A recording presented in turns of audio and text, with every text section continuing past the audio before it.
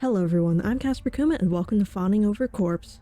She's drooling a little bit and I don't think hands face that direction. I don't think those thumbs are on right. I think our hands might be on backwards, but it's okay. Because we have love. Fawn doesn't get up for midnight snacks. When she goes to bed, she doesn't awaken until her alarm starts yelling. I'm the one who's an insomniac. That's why I knew something was wrong when I found her kneeling in front of the fridge that night. Huh? Oh god, if it's what I think it is. I look up and away from my monitor at the sound of the fridge being opened. Shuffling footsteps are dull in my ears, muffled by my closed door. I don't stop to question how stupid I look as I lean over and grab the metal bat resting against my bed. Pulling up my socks to hide my footsteps as I creep to the door and crack it open. What the heck? Why is it...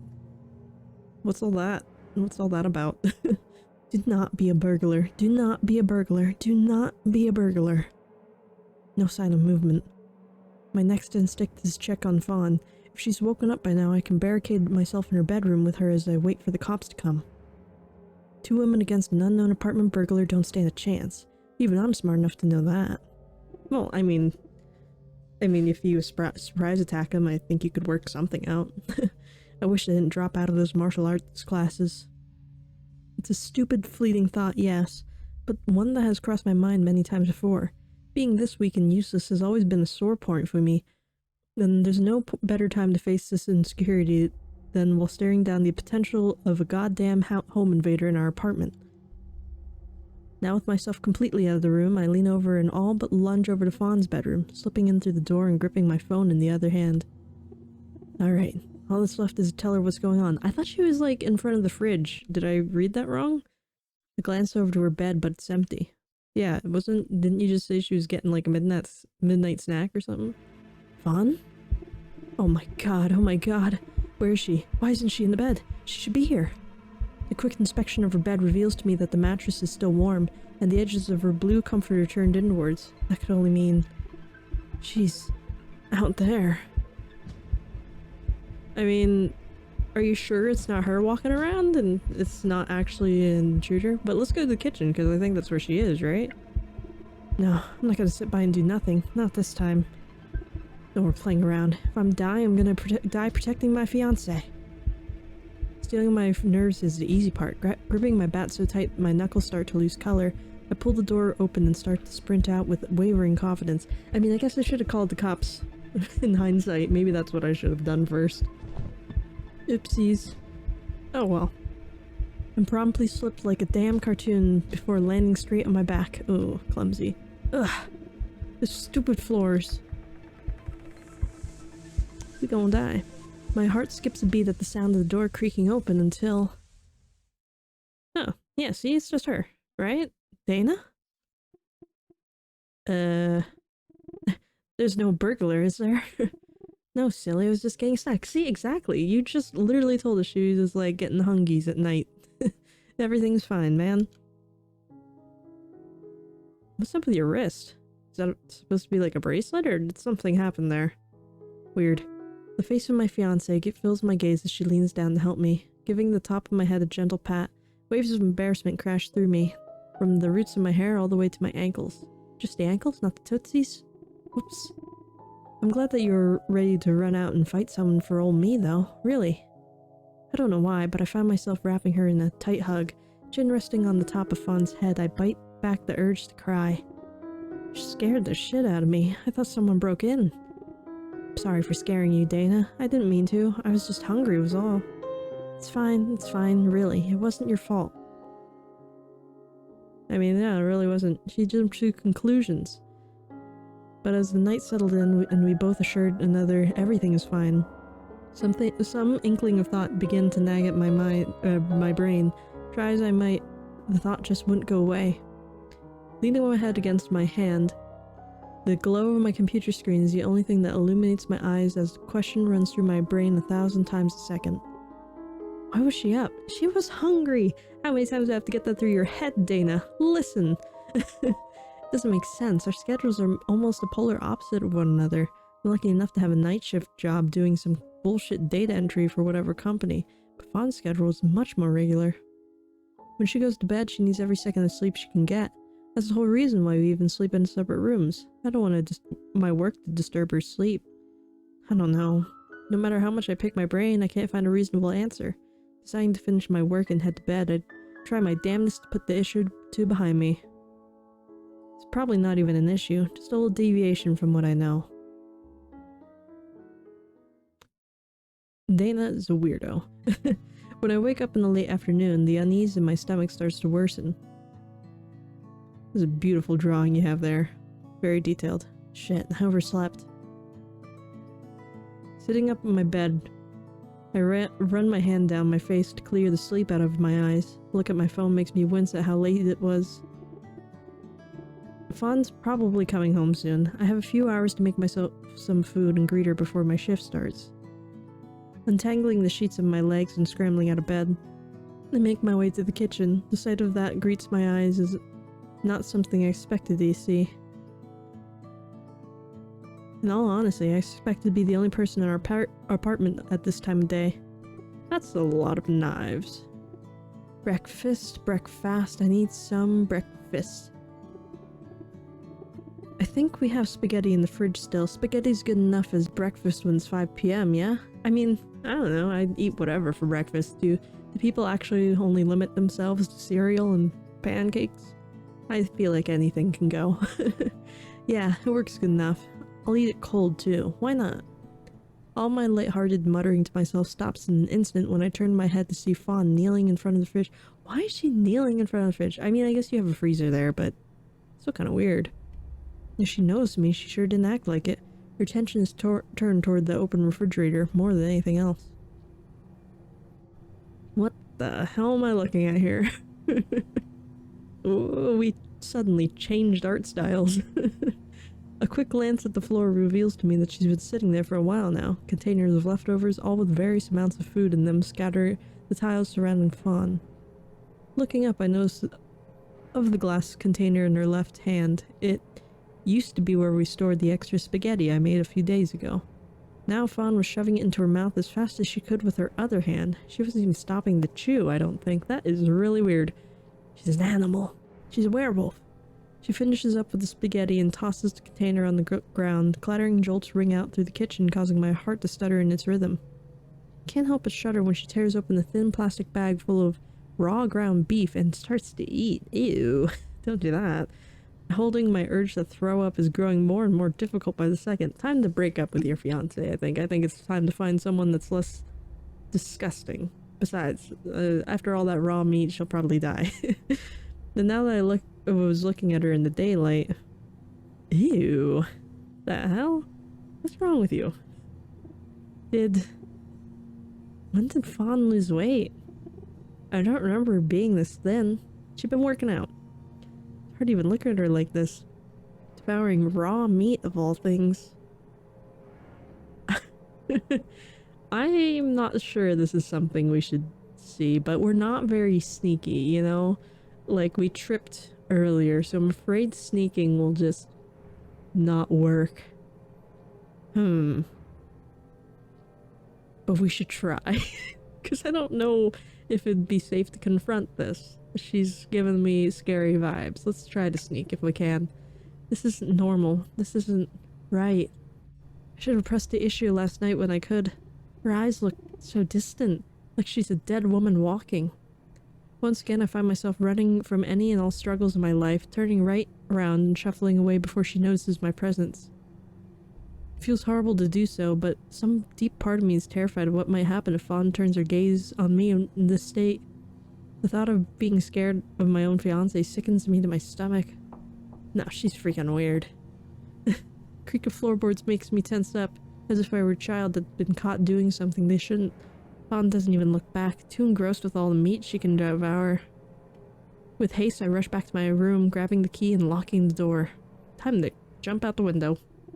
I'll check on her in a little bit, when she's feeling better. I think it's time to leave. When I enter the kitchen again, I hold back a gasp of horror.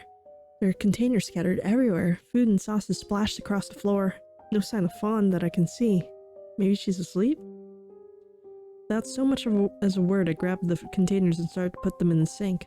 I washed them up after I mop up the fluid splattering the ground. No, man, you're messing with a crime scene now. It's time to just get out of here.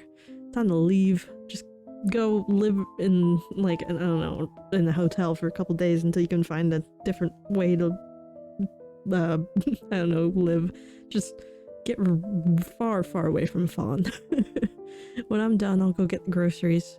Not a word was said between us regarding what I'd seen. I figured she didn't want to be reminded of it. I had really, truly, sincerely tried to delude myself into believing my own lies. But they were only dreams, and deep down I knew that too. I'd held onto these wishes as tightly as I did, because grasping the truth would have set me free-falling down the already crumbling edge of stability. Truth that Fawn, my rock, my love, my dearest, was wasting away before my very eyes. Did everything I could. I really did. I tried so hard to bring Fawn back from the dark place she'd been going down at frightening speed. No one could say I didn't give it my all. But she kept saying everything was fine, that she was okay, that I shouldn't worry about her. As the weeks passed, she kept eating and eating everything she could, drooling listlessly as she did. Even still, she kept losing weight. I still stayed with her, though. Stayed as long as I could, trying to get her to seek help. Even then, I couldn't just let her starve. So despite everything, I bought her more and more food to eat. Why didn't... I feel like you should have taken her to a doctor. She keeps eating, but she's not gaining any weight. I don't know. Anything so my love wouldn't be in such hunger and thirst. But then again, I have a feeling that maybe Fawn isn't alive, perhaps. But it wasn't enough. Maybe we're crazy. What's that noise? Locks? What? Door opening? Fawn? Fawn? I'm home. What is that noise? Squishing? What is that? Water? I have no idea. Struggling to hold the multiple plastic bags of food I brought from the convenience store down to the corner, I pushed the door closed with my foot and stepped through. It's quieter than I expected.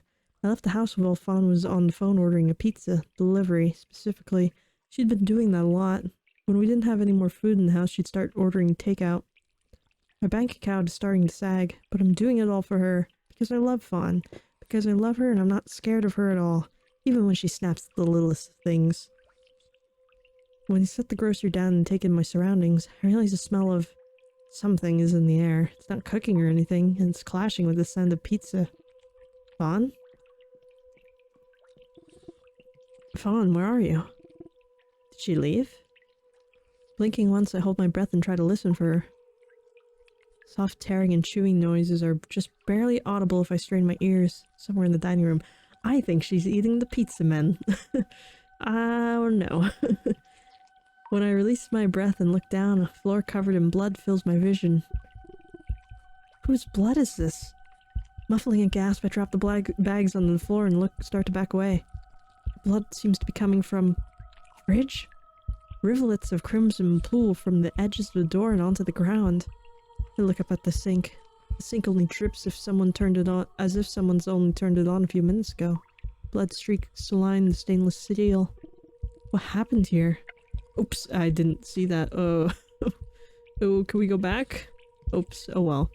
Well, the sink is a definitive proof Fawn was just here, and carries the least risk of... Ugh. I shuddered to banish the thought from my head. I'm not scared of my fiancé, no matter what my stupid mind tells me. Stepping over the blood, I peer into the sink. The hell? That's not good. I think you should just leave. I don't care about your love. This is not good. The bloody meat cleaver lying in the sink seems to almost taunt me. Ah! Dana? Are you hurt? Even after hearing the voice of my fiancé, my panic that strikes my nerves takes over. Falling back and away from the cleaver, I step backwards into the pool of blood. It's still warm. What did she do? What did Fawn do? This isn't normal. This isn't right. This isn't... Before I can stop myself, I break into a sprint and head straight for the bathroom. Ugh, I can't talk. Yeah, it's time to leave. You're gonna get killed. This isn't happening. This isn't real. She would never do something so horrible like this. I mean, she clearly did. Stop being delusional. Fawn wouldn't hurt anyone. There has to be some other reason that I couldn't think of. Dry heaving fills the claustrophobic bathroom around me. It's time to go. Oh, wait. That's me. I swallow down the metallic forewarning of vomit before I spew into the bathroom. Ew. Pulling away from the door as it rattles, I glance back at the sole window in the bathroom. Why am I so intent on finding ways to escape? Dana, are you okay? Please answer me. Fawn, what did you do? Why is our knife in the sink? Why is it bloody? I clap my hand over my mouth. Yelling has always been a line too far for me. My dad always yelled at me whenever he was upset, and I never wanted to be like that. She didn't hurt anyone. She couldn't have. Fawn can explain this all away, right? I could have just asked her and saved all the trouble. I had to protect myself. If I hadn't done it, he would have hurt me or worse. What? Dana, please open the door. Please, you know I love you. I'm not a bad person. All I wanted was to protect myself. You killed... The realization of what she's done spins through my mind 1,000 times over, but if I don't say it out loud, maybe it won't be true. As if my acknowledgement is what everything hinges upon. Please don't use that word. It's so ugly. Just answer the question. Even I'm startled at how loud I shrieked. I did what I had to do, that's all. Please don't call the cops. Love, I can't lose you. I'm dreaming. That's all this is. This isn't how Fawn really acts, not in a million years. Time to go out the window, my dude. I don't know how long I sat there trembling against the icy bathtub, sobbing to myself. All I know is that Fawn had eventually left the doorway. Perhaps she wandered to the kitchen desk and started to eat. When I'm sure it's just me, I stand up and unlock the door. It's almost nighttime anyway. It's time for me to go to work. That is the least of your problems right now. Maybe it's wrong of me to try and snap back to normal after seeing something that horrific. I don't know. Part of me feels like if I dwell on it, I'll just fall to pieces. Time to climb out the window and get the hell out of here, man. Forget work, forget Fawn, or Dana, or whatever. No, you're Dana. Forget Fawn. Just get out of here. Yeah, I didn't get much done. Who could focus on work after something like that anyway? Certainly no sane person, that's for sure. No sane person would stay in the room with a murderer overnight. Instead, I found myself in a frantic haze, looking up anything that could have been remotely related to Fawn's descent. Chronic wasting disease? That only happens to, like, deer and elk, right? But all the symptoms are lining up. We're dating a deer. I don't know. This makes sense. Tapping the down arrow key on my keyboard, I scroll past the symptoms section of the pages I pulled up. Oh, she's behind us. That's not good. Why is she slowly fading into existence? Is she a ghost? My finger burns from how much I'd rolled across my mouse scroll wheel, my eyes stinging from the blue light. Emboldened in black text is one simple phrase. No cases of chronic wasting disease have ever been reported in humans. Shit. Either I'm completely off my mark, or my fiancé is breaking new medical ground without even knowing it. Why did it have to be Fawn of all people? Why couldn't it have been anyone else? If I just knew what Fawn was going through, I'd be okay. All I wanted to know was what's happening to her. Maybe it's on me. Maybe I'm the one who doesn't understand, who isn't being supportive enough. Fawn isn't a bad person after all. She's a murderer. I think that falls under the list of bad people. Blinking hard to clear my eyes, I click away from the page and start to scroll again. It's 3 in the morning now. My mind is spiraling down the brink of horror the more I look. Sometimes I think I can almost see her, just standing there with me. It's so faint and probably a trick of the light, but it leaves me with a prickly feeling in my chest. A low guttural groan of pure exhaustion rumbles from my chest. I plant my head on my desk. I don't want to get up, but eventually I find myself sitting up again and leaning over to grab an old camcorder. I've always been a sucker for older technology, even if I knew that my phone could make a much better video. The path to the video in question is something I've executed 100 times over. We starting a vlog? Daily life with a murderer? Hey guys, just woke up. Hiding from my killer. Do you like it? I finished putting your desk together and set up your computer. I know you have some posters that you want to put up yourself, and your books are still in their boxes, but I just wanted to get this set up for you. Oh, it's perfect. Thank you so much, dear. Really, God, who knows how long I've been working on that. I'll finish up with the kitchen in a few, don't worry. Fawn looks at the camcorder and smiles. Love, are you recording? Yeah, sorry, I'm just feeling sentimental right now, you know. Might look back at all this at some point and all. Getting out of my dad's place and getting to be with you has got me feeling all mushy inside, you know? Oh, you don't have to apologize for it. I think it's sweet. Looking back now, I realize that this was the moment when our apartment started to feel like home. The place was half decorated at best, but in 2 days I've developed a sense of belonging in my heart that I never had with my dad. My engagement ring glimmers in the dim light of the video. It's brand new and I've only been wearing it for a few weeks beforehand. We've been so in love and happy together. Why did it have to change? Don't answer that. Climb out that window. Time to go. Huh? Dana, it's me. Fawn. I wipe my tears away from my eyes and close the camcorder. Standing up, I make my way over to the door and open it an inch. As nervous as I am, I'm still talking to the Fawn I fell in love with.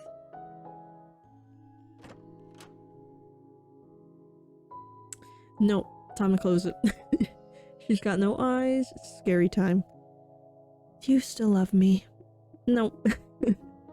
Yeah, I do. I never stopped. Never. Not even for a moment. Not even when you ate that guy. Don't worry. Yeah, you don't have to worry. Really. I didn't mean to yell earlier. Guess I just panicked, you know, the sight of blood, the sight of a knife, the person in our fridge, you know, it's just got me a little worried. Are you sure? Of course. Nothing I said was a lie. Even after everything she'd done, I'd still love her more than anything. I'd do anything for Fawn. That's why I just want to know what's happening to her. Scrubbing her eyes with the edges of her sweater and wiping the drool from her mouth, Fawn gives me a wavering smile. Even after everything today, I still see the beauty of her face. How do you see that when she's always drooling? She's like literally always drooling. It's like a dog. Can you get her jowls clipped so she doesn't drool anymore? Dana? Yeah? Can I sleep in your room? Please? I don't want to be alone tonight. Absolutely not. That's a terrible idea. You're gonna kill me in my sleep. But I also think you're gonna kill me if you say I don't think so, because you're gonna be like, what, you don't love me? So I don't know what the right answer for this is.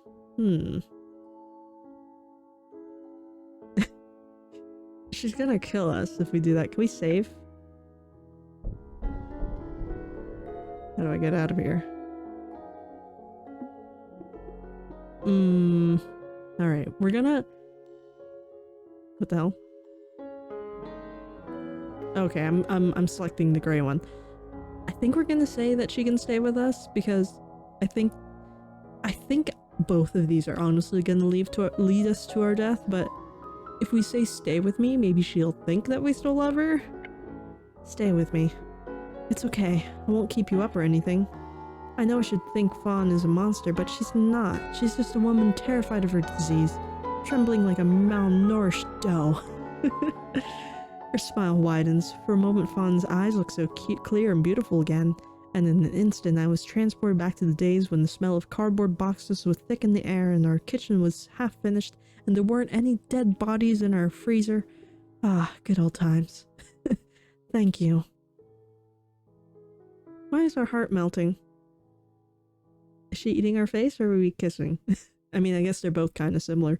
I love you, Dana. I love you too. And I'd do anything to keep you happy. I just need to know what's happening to you. Take her to a damn doctor if you care. Or an insane asylum. I think they'd both be fitting. Fawn must have been exhausted. She fell asleep the moment her head hit my pillow. My computer screen didn't seem to bother her in the slightest. She looks so peaceful like this.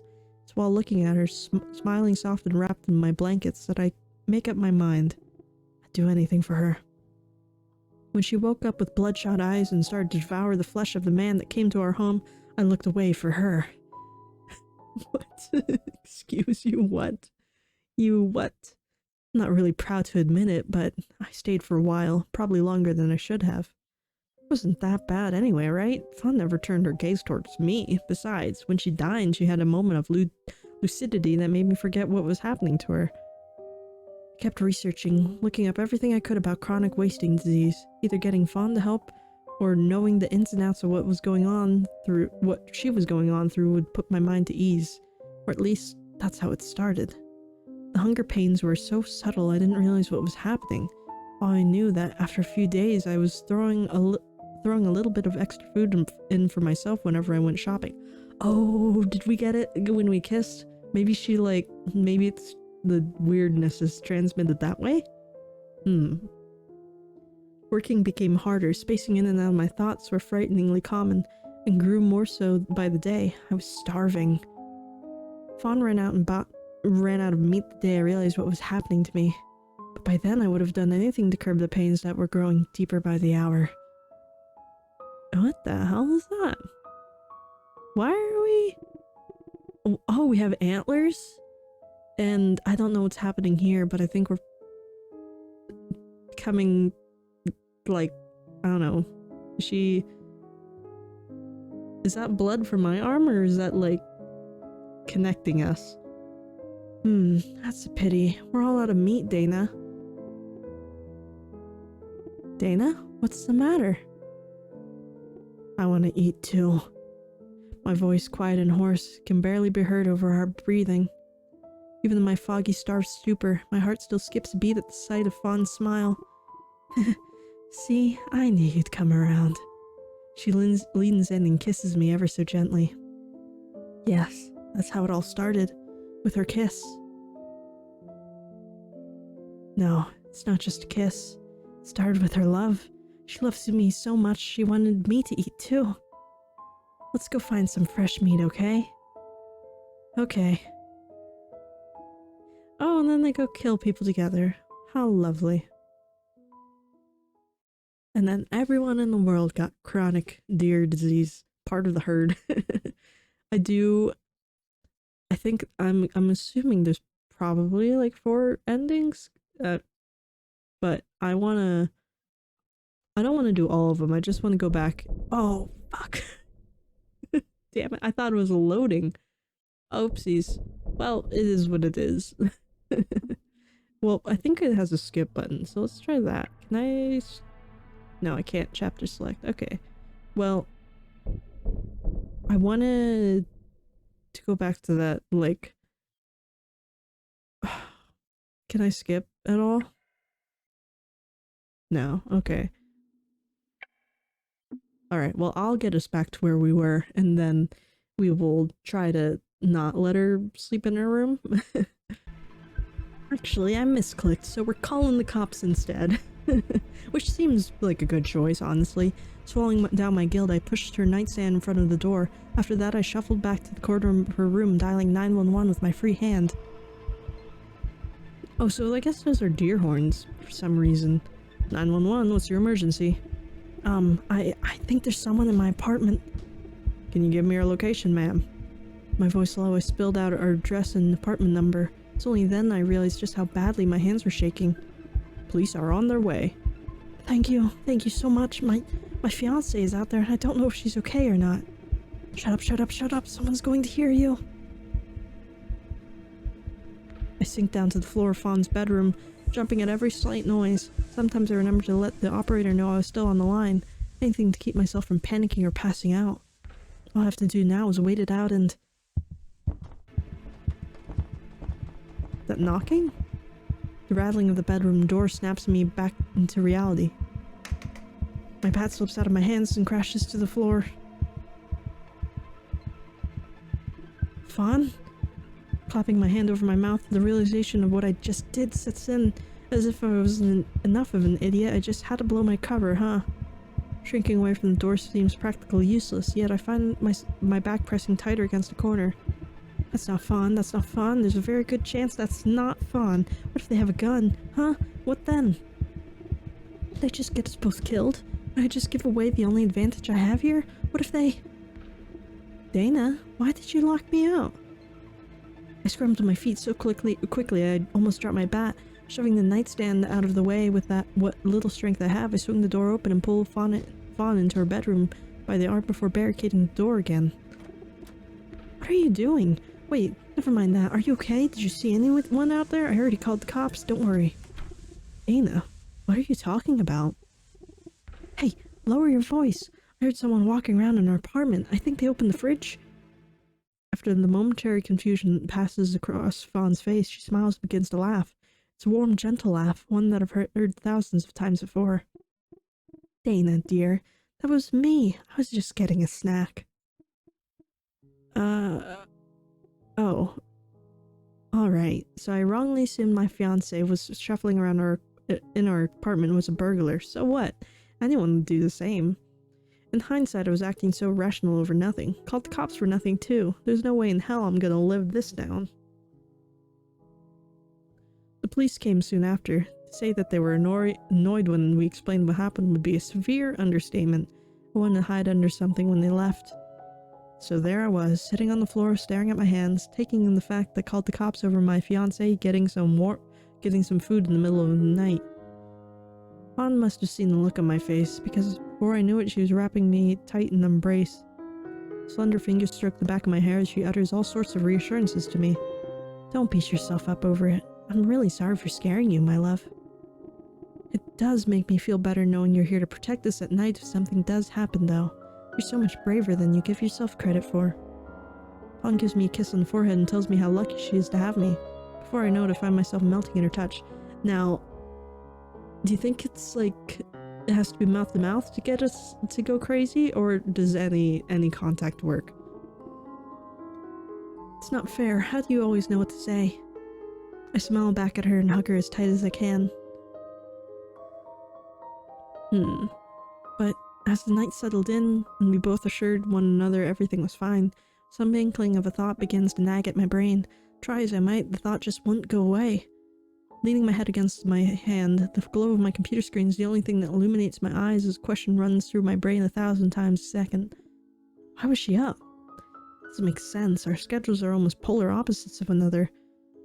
I'm lucky enough to have a night shift job that does some bullshit data for every company, but okay, we're at all this. I think it's the storylines are converging. We're back on the original timeline. Except for we didn't see her eating people this time, so I'm not sure how that's gonna go. Shit, I overslept. Sitting up in my bed, I ran my hand down my face to clear the sleep out of my eyes. I look at my phone and it makes me wince to see how late it is. Fawn's probably coming home soon.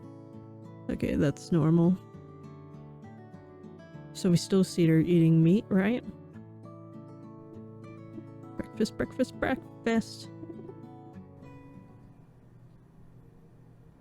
Oh. Oh no. No, she is still eating meat. It's so weird that we switched art styles at this point. Like, what happened? Did they not know how to draw it in normal ways? Yeah.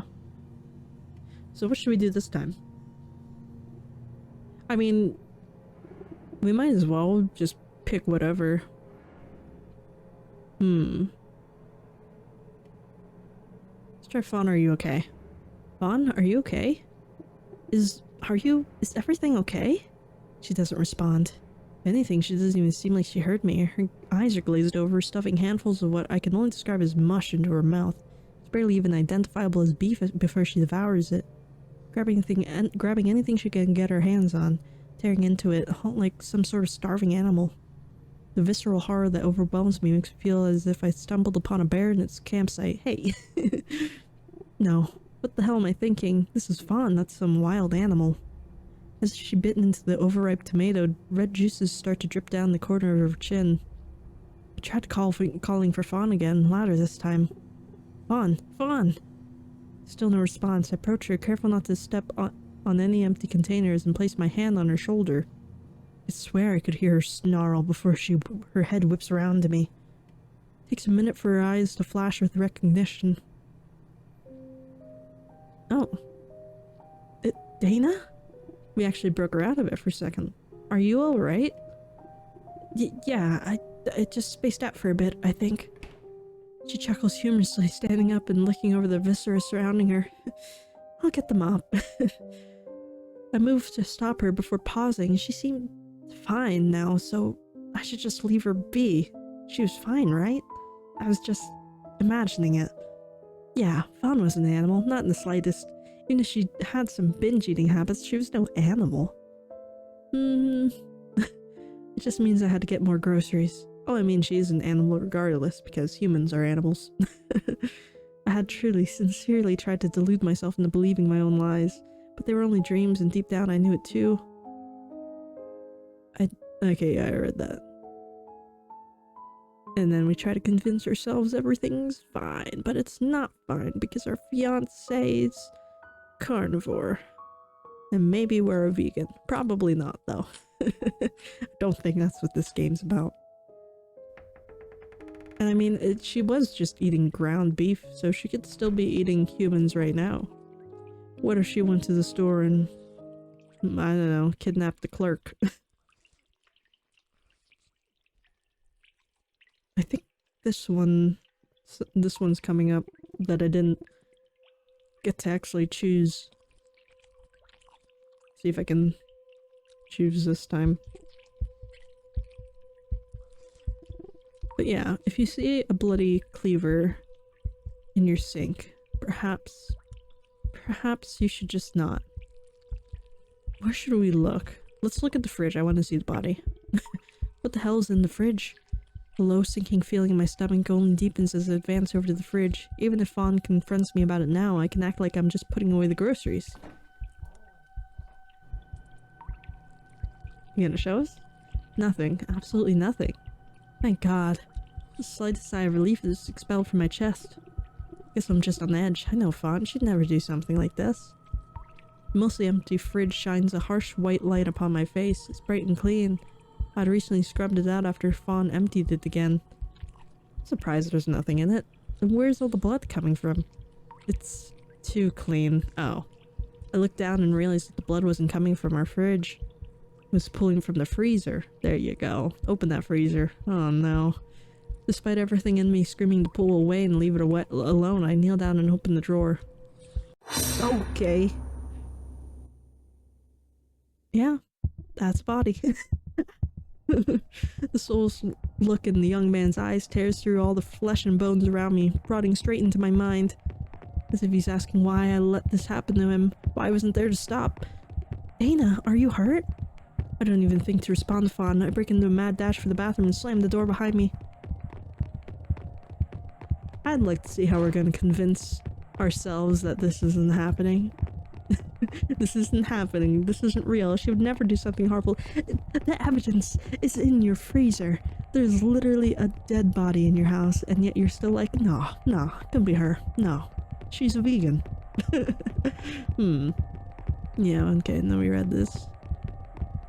We're just like, it's fine, you know? Maybe it's a dummy. Maybe she got it from Halloween store. Maybe she's taking up an interest in the arts. Perhaps she's a film major. I helped give someone a blood bath once. It was disgusting. You fill the tub with fake blood, you put some dye in it, you put some spoiled meat into it. That was really gross. I feel so sorry for that freshman. Anyway, yeah, I'm sure it's just like that. Nothing to be concerned about. It's just a body. There's bodies everywhere if you think about it. Nothing strange about there being a body. Sure, it might be in separate pieces, but it is what it is. Everybody's different. So what's this chronic disease? Are we like literally, do we literally have the chronic animal disease or whatever? Is that really what we're doing here? She's not just crazy? I mean, I guess so, because she spread it from one person to another. Is it supposed to be like a zombie thing, perhaps?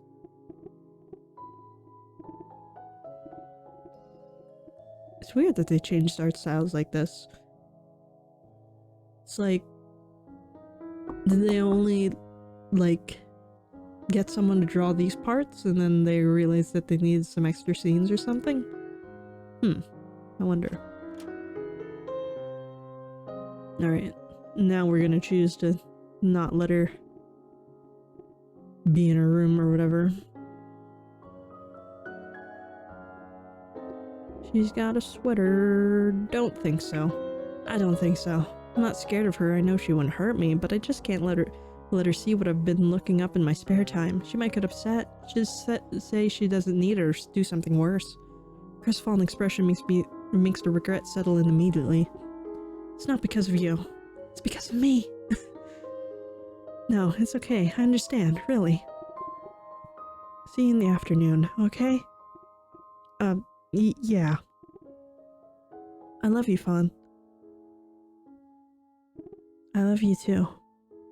Fawn reaches out slow and closes the door, so softly I can't even hear the knob click into place. How did it get to this point? I don't even have the heart to look into her eyes until late the next time. By then I'd walked right into the kitchen to watch her tear through the arm of the pizza guy she'd kept so lovingly in the freezer. And see, this isn't normal. You should leave. This time I didn't look away. Now she didn't kiss us this time, so perhaps we won't get the disease. I didn't keep track of how much meat she had in the freezer. Maybe the hope that if I kept my head down and played along with everything she wanted, Fawn would snap back to normal one day. When she ran out, I helped get her more. Not proud of it, but I thought to myself, I'm not so bad. I'm not the one doing the deed. So wait, are we luring people to our apartment for her to kill? I was just a lure. Literally. Fawn was the one who swung the knife. Oh my god, we're aiding in murder. It was okay for a while, months maybe. We settled into a cycle of love, fear, blood, and God. Sounds romantic. Every day I'd count how long it had been since we had to hunt. I prayed that the days between our nights out would become longer. Funny, isn't it? Even if I didn't keep stock of her supplies, I still counted it in a way that by reminding myself of the days that passed between them. It usually took Fawn about 2 weeks to nibble on an entire snack. Ew, nibble. Yeah. Nibbling on it. Yeah. When 2 weeks became 3, I kept my hopes up. A part of me hoped that it was a sign of her recovery. If only I knew the truth. That is an incredibly realistic drawing of a deer compared to everything else in this house. What the heck is going on with the art styles? Dana, can you come here, please? Sure, honey. Putting my elbow down on my knee to stop it from bouncing, I stand up and brace myself on the dining table. Fawn knows I hate to watch her work. Even if it's beautiful in a horrible way, even if she's become so skilled, watching her cut and dissect is like watching a painter create their masterpiece. She loves me so much. She let me hide in the other room and block out the sounds of chopping and screaming. Ah yes, true love. Oh my. Blood splatters litter the room around us. The miasma of death thickens the air, like a putrid reminder of what Fawn just did. The freezer's packed to the brim again. Judging by the look on her face, she hasn't eaten yet. What's the matter, dear? You know I love you, right? Mm-hmm. What the hell? Then, you know I wouldn't let anyone ever take you away. By the time I realize what's happening, she's already stepping forward, cleaver in hand. Oh no. Yeah, I saw this coming. Fawn, wait, don't do this to me, not me too. We'll be together forever. Isn't that wonderful? I mean, you're kind of helping her kill people, so I think Dana kind of deserves this. I can only get a few steps away before she strikes me in the back and I fall to the ground with a heavy thud. Piercing through my shoulder blades makes my vision waver and my eyes water. I love you, Dana. For a moment I almost feel as if wings were blooming from my back, like I was being set free from all my dread and worries. But I know it's just a wistful fancy of a dying woman. At least my Fawn wouldn't go hungry. That's horrible. Oy vey. Ending 3. In one swift bite. I think I'm gonna end my playthrough of this here, though. That was really cool, though. So that was Fawning over a corpse. Now, I didn't see the whole deer thing coming, but I did feel like she was gonna kill us and eat us. That was expected, but the whole zombie-ish spreading disease deer cannibal thing, that was new. That was fresh. Fresh like the fresh meat. But that was a cool game. The art style was a little strange, but the story was cool. But that's all for this one, so let me know what you think of the game down in the comments below, and I will see you in the next one. This is Casper Kuma, over and out.